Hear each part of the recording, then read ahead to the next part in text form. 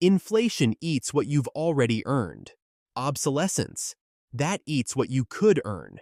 If your workflow hasn't evolved since 2023, congratulations, you're not stable.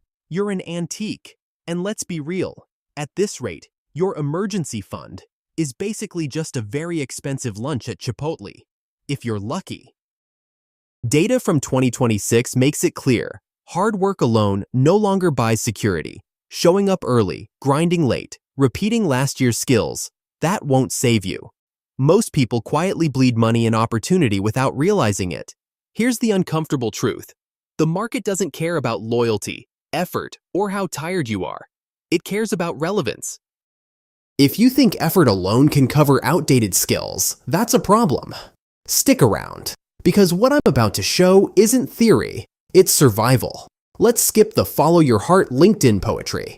Your heart doesn't pay the rent, and your passion for watercolor painting is irrelevant to the cold, calculating algorithms currently looking at your job description. Your salary isn't a badge of honor. It's the replacement cost someone would pay the next candidate, human or algorithm, to take your seat. If you're easy to replace, then market reality has already priced you as cheap. And this isn't hypothetical anymore. In 2025 alone, global tech layoffs hit nearly 250,000 positions worldwide. But watch this. Rational FX numbers show over 30,700 tech jobs cut in just the first 6 weeks of 2026. Think about that. 30,000 people in 42 days. That's not a market adjustment. That's a digital Thanos snapping his fingers while you were busy debating which oat milk to buy. Companies aren't downsizing. They're reorganizing with automation as the architect. At least tens of thousands of those cuts weren't because the business failed, but because the business realized a Python script doesn't need a dental plan or a mental health day. It's not just the tech giants either. Firms across banking, corporate services, and administrative sectors are trimming workforces as AI takes over predictable, repeatable tasks. Reports estimate that many employers plan to reduce up to 40% of certain roles over the next few years as automation scales. Most people treat their careers like social clubs, a cute place to spend 40 hours a week, not a portfolio of hard economic data. The market doesn't reward effort alone, it rewards scarcity. Skills that are rare, hard to automate, and strategically positioned for where capital is moving. That's where you find leverage. That's where your time starts working for you instead of you working for a paycheck. So the real question isn't how much you can work, it's how hard you are to replace. Because in 2026, relevance, not effort, determines who keeps their job, who gets the next raise, and who ends up in the unemployment statistics. Let's get uncomfortable. In 2026, if your skill set is, I can answer emails and use Excel, you're a $60K a year charity case. In today's economy, $60K isn't a salary. It's a subscription to poverty with a 40-hour-a-week commitment. That's your paycheck. That's your slow-motion life savings drain. AI, automation, offshoring. They don't ask for permission. They don't care about your hustle. Here's where it stings. Invest those same 40 hours in leverage skills, AI integration, systems architecture, automated workflow design, and you could be pulling $180K to $250K. Same week, same effort. One contact, a mid-level IT consultant, clung to legacy tools. Half his clients vanished to AI platforms in 6 months. He pivoted, learned AI workflow design, and doubled his hourly rate in under a year. That's not luck. That's leverage. Another example, a senior copywriter with 15 years of experience got replaced by a junior who knew how to build a GPT pipeline. The senior insisted on human touch, while the junior produced 500 targeted ads per hour. One is currently arguing with a manager about why a 3% raise isn't enough to cover eggs. The other is browsing Zillow for a second rental property because his GPT pipeline did his week's work during his lunch break. That's the market. Brutal, fair, and painfully rational. Grinding in maintenance mode?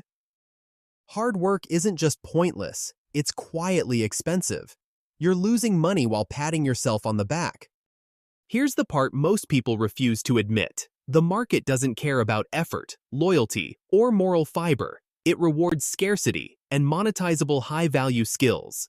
If your workflow still looks like 2022, You're a typewriter in a world of quantum computing. Great for TikTok, but dead in a real fight. You're just a very slow, very expensive version of a Python script. Later, we'll audit your skills. Figure out which ones multiply your leverage and which are traps. But for now, ask yourself, are you 60K or 180K? Because if you're still clinging to hard work, you already know the answer. Let's talk about the effort trap, or what I like to call the martyrdom tax. If you're still bragging about 60-hour weeks, you're not a hero. You're a glitch in the matrix. You're effectively telling the market, I'm too slow to use a tool, so I'll pay with my life instead. You're basically telling the market, I'm inefficient and proud of it. The market doesn't pay for sweat. It pays for results. If you're digging a hole with a spoon while the guy next to you has a backhoe, you're not dedicated. You're a bottleneck with a martyr complex. Sitting in your inbox or spending 12 hours on tasks a well-designed workflow or script could do in seconds doesn't make you a hero. You're a very expensive, very slow engine, and a broken engine works hard too, but it doesn't get the car anywhere. Stop confusing exhaustion with value. But we're not here to just call you out. We're going to break all this down, audit where you're wasting time, and map out exactly which skills, tasks, and behaviors actually pay off. After this, we'll have a concrete plan of action to escape the effort trap and start making your time work for you, not the other way around. If you're trying to move from 60K to 180K and nothing changes, here's the bad news. Hard work is no longer a strategy, it's a coping mechanism. Welcome to 2026. There are only two categories left: maintenance, leverage. That's it. No third option. No, I'm kinda strategic. You're either keeping the machine running or redesigning it. And most people, they're proudly polishing the machine that's about to replace them. Maintenance is predictable output, updating dashboards, writing just checking in emails, coordinating calendars like it's 2014. It looks productive. It feels responsible. It's also the first thing automation eats for breakfast. In 2026, AI tools under $20 a month can generate and A/B test your email campaigns, compile performance reports in seconds, clean and structure messy datasets, handle 70–80% of repetitive support tickets, draft presentations you'll spend 3 hours tweaking just to feel like you actually did something today. And some people are still doing this full-time. Imagine competing with software that doesn't sleep, doesn't complain, doesn't need health insurance, and doesn't ask for a raise, but please, tell me more about your meticulous attention to detail. Just know that while you're being meticulous, an LLM agent just did your entire week's work for the price of a cup of coffee. Let me introduce you to Anna. Marketing coordinator, 68K, reliable, organized, indispensable. Her week was full: reports, CRM updates, campaign scheduling, performance summaries. She wasn't lazy, she was busy. She was busy in the same way a hamster is busy. Lots of fur, lots of motion, zero progress. In Q1 2026, her company implemented an AI marketing stack. Campaign drafts, automated, segmentation, dynamic, dashboards, real time. 3 months later, the team went from 6 people to 3. Anna wasn't fired for incompetence. She was optimized. The new hire. Title: AI Campaign Systems Manager. Salary: $132K. Job: design the automation logic Anna used to execute manually. Same department, different altitude. One maintained the system, the other owned the system. Guess who survived the budget meeting? Here's the part nobody wants to say out loud. If your economic value is based on predictable output, your replacement is already in beta. Operations roles are seeing some of the highest attrition rates across white-collar sectors. Entry-level analytics and IT hiring is still dramatically below its 2024 peak. Not because companies don't need output, because they found cheaper output. You're not losing to another candidate. You're losing to a $20 a month recurring payment that doesn't need a dental plan.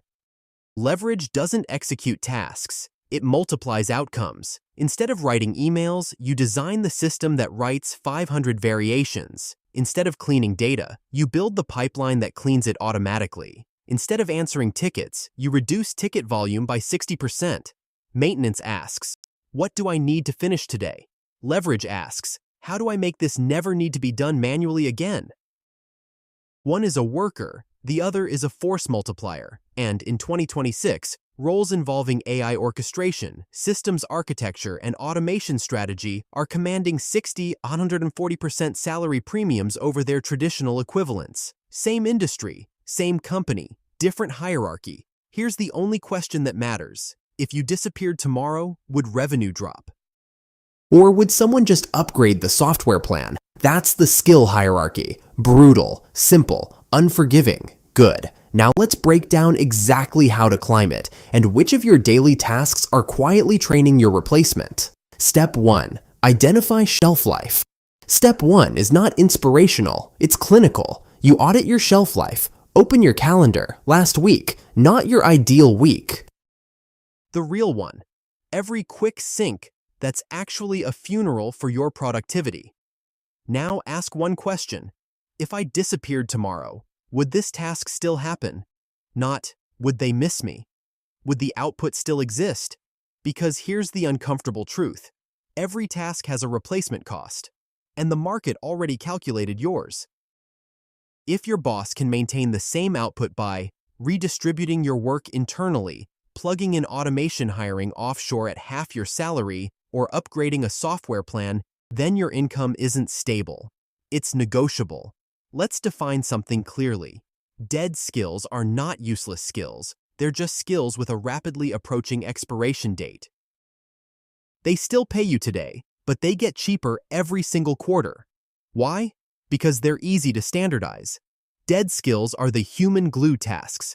If your value is being a process follower, a manual data mover, or a professional calendar juggler, let's be honest, you're not an employee. You're a placeholder.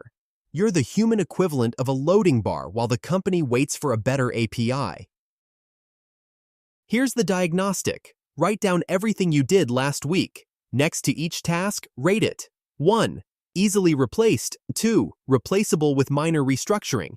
3. Hard to replace without losing performance. If your week is full of level 1 tasks, you don't have job security. You have a countdown clock. And the battery is low. The market does not reward effort. It rewards leverage. No panic, no drama, but no denial either. Because if you don't identify your dead skills, the market will. Usually in the form of, after a strategic review, the market won't send you a warning. It'll just send a 404 error to your login portal. Good. Now let's talk about what to build instead. Step 2. The high leverage pivot. Now don't panic and announce a career change. That's amateur hour. You don't need a new industry. You need a new position inside SWOE. Don't pivot your industry. Pivot your altitude. Stop being the engine and start being the architect. Stop competing with automation. Start managing it. If you're in marketing, stop writing headlines. Start building agentic workflows in Make.com or Zapier. Don't use AI. Orchestrate GPT-4 to run your A/B tests while you sleep. In finance, stop cleaning Excel sheets. Learn enough Python to automate the data pipeline so you only look at the anomalies. One is a clerk, the other is a strategist. If you're in operations, stop being the human glue. Design processes that don't depend on glue. Move from worker to systems architect. A worker completes tasks. An architect decides how tasks get completed at scale. One is labor, the other is leverage. And here's the part nobody likes. If your income stops the second you close your laptop, you're not a high-level professional. You're a high-end gig worker. Real leverage works even when you're being inefficient at the gym. You have dependency. The market in 2026 pays a premium for orchestration, not execution. Why? Because 1 hour of architecture can eliminate 200 hours of labor. Linear output is capped. System output compounds. If you're still doing everything yourself, you're not hardworking. You're a bottleneck. The pivot is simple. Stop asking, how do I do this faster? Start asking, how do I never have to do this manually again? That's the move. Next, we'll talk about what specific skills actually build that leverage. Step 3. Monetizing the audit. Stop asking for raises. A raise is a cost. and companies cut costs. Walking into a budget meeting and saying, "I work hard," is like trying to pay your mortgage with vibes. No one cares. Your boss is looking at a spreadsheet, not your Fitbit data. Don't ask for a raise. Propose a buyback. Show them the $100K you just saved them by killing a manual process, and then ask for your 20% cut. That's not a salary increase. That's a performance dividend. You automate a workflow. You remove 20 hours a week of manual work. You quantify it.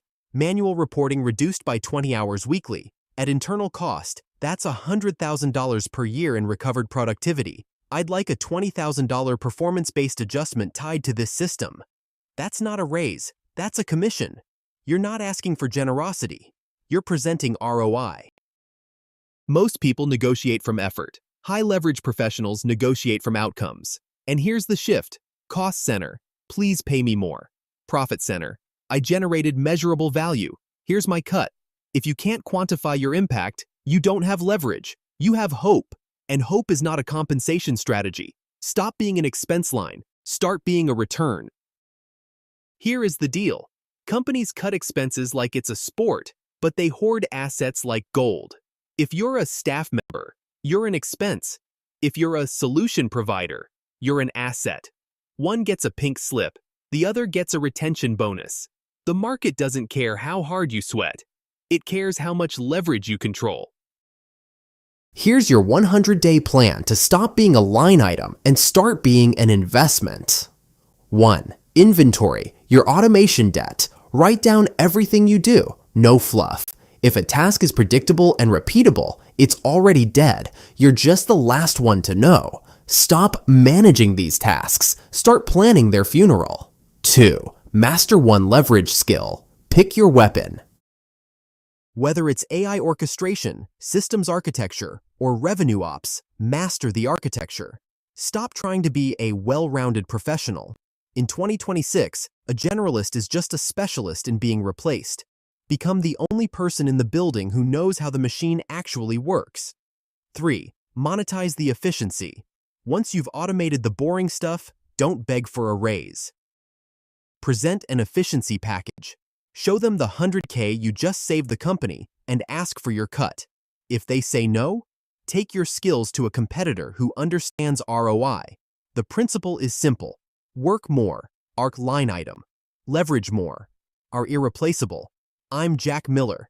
I'm here to tell you what your HR department is too polite to say. Your hard work is a liability if it's applied to the wrong tools. If you want to stop being a collectible and start being an owner, subscribe. This is only the beginning. We're going to dismantle the old rules of work and wealth piece by piece. My goal is to show you the reality that your boss, your colleagues, and even your bank are too afraid to face. I've prepared a series of deep dives into the most painful shifts happening right now, from the death of the middle class to the new rules of economic leverage. It's going to be a very loud and, for some, a very uncomfortable wake-up call. But you're here because you'd rather hear the brutal truth than a comforting lie. See you in the next one.